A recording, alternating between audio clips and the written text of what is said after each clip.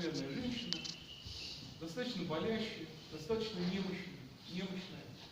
Но сила этого стихотворения меня всегда потрясает. Храм стоит возле парка. Одетый в леса, несказанно он рад.